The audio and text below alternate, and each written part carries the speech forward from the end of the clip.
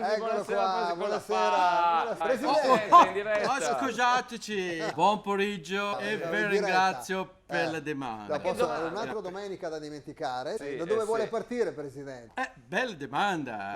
Sì. Vorrei partire da Villafranca. Se Come da Villafranca? devo partire con aereo da Villafranca.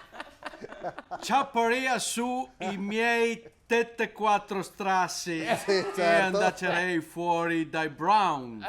Sì, dai Maroni. Because qua è sempre peso. So stracco, è stufo agro.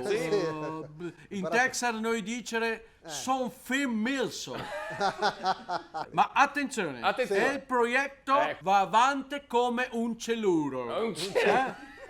We say go progetto, go. Sì, ma non ha risposto di quello che è successo ieri. La ringrazio per la domanda. Ma Devil Dog? Diavolo can.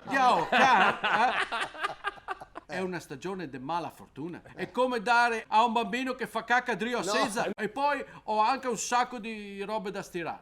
Allora, Molte, senta, poi. cosa ci dice del caso Orban? Sarebbe facile fare battuta che si è dato botte da Orban, ma cosa ha avuto che ti dica? Quello è matto like a horse, come un cavallo.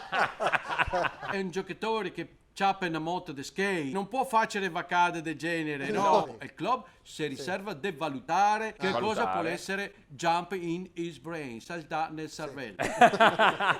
Ultima cosa, in settimana c'è stato un summit di partire da Sogliano. Cosa può dirci? La ringrazio anche per questa domanda, ma ti dite tutto te. Ma certo, il presidente Investors. ha facciato fatto. una proposta di contratto al migliore direttore sportivo di Tre Venezia. Ora al conto some benefits. No? I benefit. Per esempio, entrata a Macarena a Park Zoo Safari. Macarena, Per esempio, Maccherino. visita gratis a Torre de Lamberti e anche giretto a funicoli funicolari. Taglio omaggio più shampoo da Parchera Micaela. Ma dai! Sconto 20 su tutti happy hour a stadio Bentegodi prima della partita. Tettecesima, quattortecesima, ferie TFR, cioè vecchio, vedi te.